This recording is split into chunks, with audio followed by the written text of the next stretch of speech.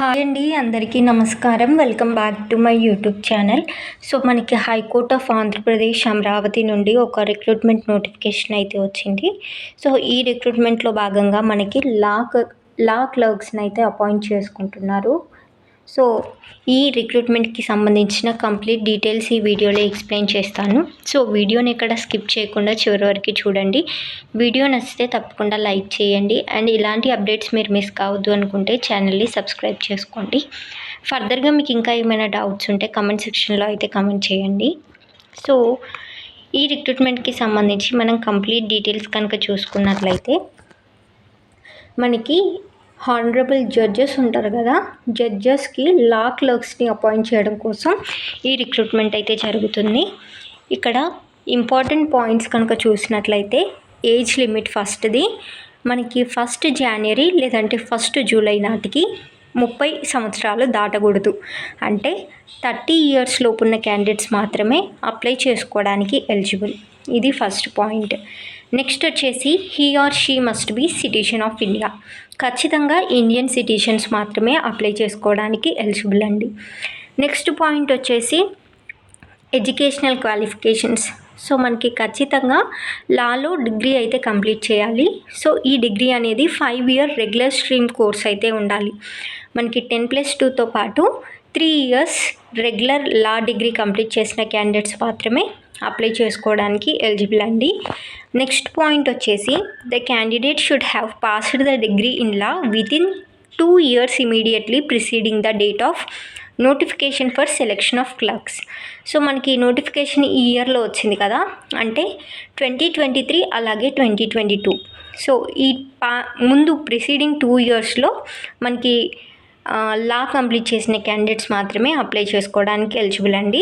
Next వచ్చేసి present ఏదైనా regular course చదువుతున్న క్యాండిడేట్స్ కానీ, ఇంకా వాళ్ళ స్టడీ కానీ, ప్రొఫెషన్ కానీ, ఆక్యుపేషన్ ఏదైనా సరే కంటిన్యూ చేస్తున్న క్యాండిడేట్స్ మాత్రం అప్లై చేసుకోవడానికి నాట్ ఎలిజిబుల్. ఎందుకంటే ఫర్ ఎగ్జాంపుల్ మీరు చదువుకుంటున్నారనుకోండి, మనం వర్క్ వచ్చేసి వేరే దగ్గర చేయాల్సి ఉంటుంది. సో అది డిస్టర్బ్ అవుతుంది కదా, కాబట్టి అలాంటి క్యాండిడేట్స్ అయితే అప్లై చేసుకోవద్దు అనేసి ఇక్కడ మెన్షన్ చేశారు.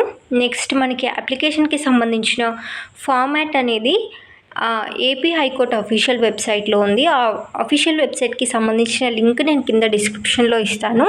మీరు అక్కడి నుంచి చెక్ చేసుకొని అప్లికేషన్ ఫామ్ డౌన్లోడ్ చేసుకొని ఆగస్ట్ 6 లోపు సబ్మిట్ అయితే చేయండి. సో మనకి అప్లికేషన్ ఫామ్ వచ్చేసి ఈ ఫార్మాట్లో ఉంది.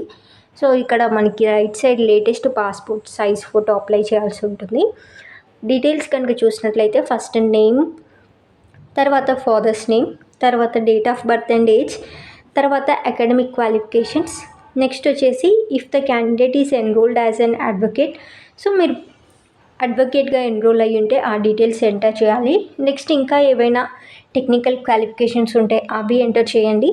తర్వాత నేషనాలిటీ, తర్వాత కేటగిరీ, నెక్స్ట్ లాంగ్వేజెస్ నోన్, తర్వాత permanent address, next contact number and email ID enter చేసి ప్లేస్, డేట్ ఎంటర్ చేసిన తర్వాత సిగ్నేచర్ చేయండి. సిగ్నేచర్ చేసిన తర్వాత అక్నాలెడ్జ్మెంట్, లైక్ పైన ఇచ్చిన ఇన్ఫర్మేషన్ అంతా కరెక్టే అన్నట్టు వెరిఫికేషన్ ఒకసారి చదివి కింద సిగ్నేచర్ ఆఫ్ ద క్యాండిడేట్ ఉంది కదా, అక్కడ సైన్ చేయండి. నెక్స్ట్ ఇక్కడ మనం వీళ్ళు చేయాల్సిన డ్యూటీస్ ఏంటి, శాలరీ ఎంత ఇస్తారు అన్న డీటెయిల్స్ కూడా మనకి ఇందులో ఇచ్చారు. అలాగే సెలెక్షన్ ప్రొసీజర్ కూడా ఇవ్వడం జరిగింది. సో ఆ డీటెయిల్స్ కూడా ఒకసారి అయితే చూద్దాము. సో మనకి శాలరీ డీటెయిల్స్ కనుక చూసుకున్నట్లయితే 35,000 రూపీస్ పర్ మంత్ అయితే ఇవ్వడం జరుగుతుంది. ఎవరైతే క్యాండిడేట్స్ లా క్లర్క్గా సెలెక్ట్ అవుతారో వాళ్ళకి 35,000 రూపీస్ పర్ మంత్ అయితే ఇవ్వడం జరుగుతుంది. బట్ ఎటువంటి ఇతర అలవెన్సెస్ కానీ పర్క్స్ కానీ ఇవ్వరు అనేసి మెన్షన్ చేశారు. నెక్స్ట్ లీవ్ ఎంటైటిల్మెంట్ కనుక చూసుకున్నట్లయితే సో మీకు ఎవ్రీ మంత్ 1 క్యాజువల్ లీవ్ అయితే ఇవ్వడం జరుగుతుంది. అండ్ ఆ క్యాజువల్ లీవ్ మీరు తీసుకునే ముందు ప్రియర్గా మీరు ఎవరైతే జడ్జికి అటాచ్ అయి ఉంటారో వాళ్ళకి ఇన్ఫర్మేషన్ అయితే ఇవ్వాల్సి ఉంటుంది. అండ్ సంవత్సరానికి ఎవ్రీ ఇయర్ మీకు మ్యాక్సిమం 12 క్యాజువల్ లీవ్స్ తీసుకోవడానికి మాత్రమే ఎలిజిబిలిటీ అయితే ఉంటుంది. సో అది లీవ్ పాలసీ. నెక్స్ట్ మనకి డ్యూటీస్ అండ్ రెస్పాన్సిబిలిటీస్ కనుక చూసినట్లయితే ఫస్ట్ మీరు కేసెస్కి సంబంధించి ఫైల్స్ రీడ్ చేయాల్సి ఉంటుంది. అందుకు సంబంధించి సమరీ కానీ నోట్స్ కానీ డేట్స్ అండ్ ఈవెంట్స్ యొక్క క్రోనాలజీ అవన్నీ ప్రిపేర్ చేయాల్సి ఉంటుంది.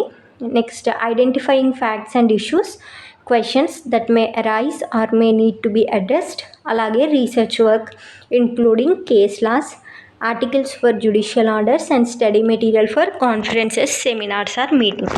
సో ఇది వచ్చేసి మీ roles and responsibilities. Next selection procedure కనుక చూసుకున్నట్లయితే ఎలిజిబుల్ క్యాండిడేట్స్ అంతా మీరు అప్లికేషన్స్ అయితే సబ్మిట్ చేయాల్సి ఉంటుంది. వన్స్ అప్లికేషన్ సబ్మిట్ చేసిన తర్వాత ఎలిజిబిలిటీ చెక్ చేసి ఎలిజిబుల్ ఉన్న క్యాండిడేట్స్ అందరినీ వైవా వాయిస్ అమరావతికి అయితే పిలవడం జరుగుతుంది. సో ఈ వైవా వాయిస్ అనేది ఈదర్ ఆఫ్లైన్లో అయినా జరగవచ్చు, లేదంటే ఆన్లైన్లో అయినా జరగవచ్చు.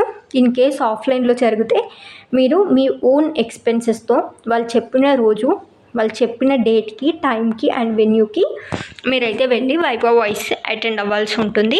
వన్స్ అందులో సెలెక్ట్ అయిన క్యాండిడేట్స్ని ఫైనల్ చేసిన తర్వాత మెరిట్ లిస్ట్ అనేది అఫీషియల్ వెబ్సైట్లో ప్లేస్ చేయడం జరుగుతుంది. సో ఇది మనకి లా క్లర్క్కి సంబంధించిన రిక్రూట్మెంట్ ప్రాసెస్. ఫర్దర్గా ఇంకా ఏమైనా డౌట్స్ ఉంటే మీరు కామెంట్ సెక్షన్లో అయితే కామెంట్ చేయండి. Thank you very much.